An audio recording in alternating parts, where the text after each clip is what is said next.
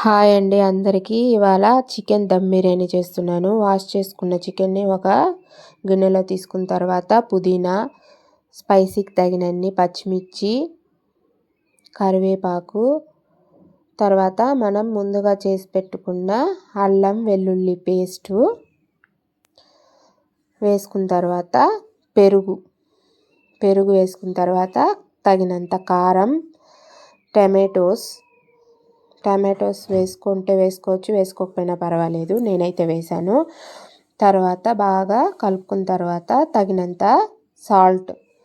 తగినంత సాల్ట్ వేసి మరొకసారి మిక్స్ చేసుకోండి. మిక్స్ చేసుకున్న తర్వాత చికెన్ మసాలా కూడా వేసి మిక్స్ చేసుకొని బాగా 15-20 మినిట్స్ బాగా ఊరనివ్వాలి. మూత మూసేసి 15-20 మినిట్స్ ఊరనిచ్చిన తర్వాత మనం ముందుగా చేసి పెట్టుకున్న ఫ్రైడ్ ఆనియన్స్ని కూడా వేసుకోవాలి. కొద్దిగా వేసుకున్న తర్వాత కస్తూరి మేతి కూడా వేసుకొని మరోసారి మిక్స్ చేసుకొని పెట్టుకోవాలి. తర్వాత స్టవ్ పైన కడాయి పెట్టుకొని అందులో ఆయిల్ వేసుకొని మనం ముందుగా కలిపి పెట్టుకున్న చికెన్ ఇవి మసాలాలన్నీ ఉన్నాయి కదండి, వాటిని వేసుకోవాలి.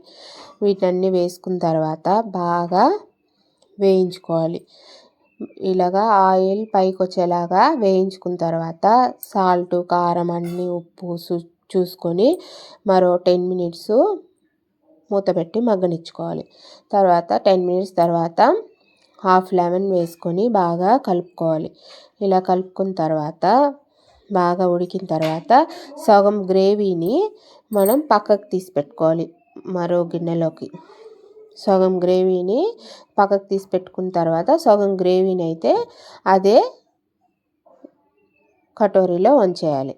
తర్వాత ఏం చేయాలంటే మనం రైస్ని సగం హాఫ్ బాయిల్ రైస్ చేసుకోవాలి కదండి. ఆ రైస్కి తగినన్ని వాటరు తీసుకున్న తర్వాత ఆ వాటర్లో మసాలా దినుసులన్నీ వేసుకోవాలి. పట్ట, మొగ్గ, జీలకర్ర, సోంపు అన్నీ వేసుకుని బాగా మూత పెట్టి మగ్గనిచ్చుకోవాలి.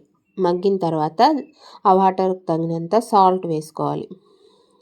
ఇలా సాల్ట్ వేసుకొని మరోసారి కలుపుకొని ఇలాగ బాగా మిక్స్ చేసుకున్న తర్వాత మనం ముందుగా నానబెట్టుకున్న రైస్ని కూడా వేసుకొని బాగా 50% ఇక్కడే మనం బాయిల్ చేసుకోవాలి ఆ రైస్ని.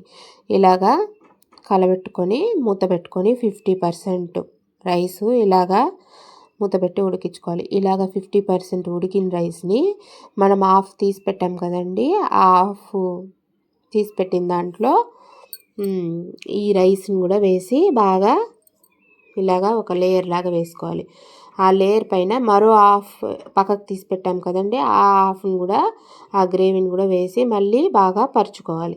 ఇలా పరుచుకున్న తర్వాత మళ్ళీ హాఫ్ రైస్ మిగిలింది కదా, ఆ హాఫ్ రైస్ మొత్తము మరో లేయర్ లాగా వేసేసిన తర్వాత ఫుల్గా ఆ గ్రేవీని మొత్తం లేయర్ లాగా వేసేసిన తర్వాత కవర్ చేసేసిన తర్వాత ఈ ఫ్రైడ్ ఆనియన్స్ని మరి పైన వేసుకోవాలి. వేసుకున్న తర్వాత మంచి ఫ్లేవర్ని ఇస్తుందండి ఈ ఫ్రైడ్ ఆనియన్స్. ఇలా వేసేసి మూత పెట్టి దానిపైన వెయిట్ పెట్టి దమ్ ఇచ్చుకోవాలి. 15 మినిట్స్ స్లో ఫ్లేమ్లో ఉడకనిచ్చామంటే దమ్ బిర్యానీ అయితే రెడీ అయిపోతుంది. చూడండి ఎంత సింపుల్గా అయిపోయిందో దమ్ బిర్యానీ. ఫుల్గా సిమ్లో పెట్టి ఉడికించుకున్నానండి 15 మినిట్స్. ఫుల్గా సాఫ్ట్గా ఉడికిపోయింది అసలు రైసు. చికెన్ అయితే చూడండి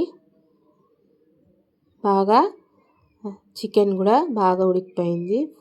super tasty dum biryani ready అయిపోయింది. నచ్చినట్టయితే లైక్ చేయండి, సబ్స్క్రైబ్ చేసుకోండి. థ్యాంక్ యూ ఫర్ వాచింగ్ అండి.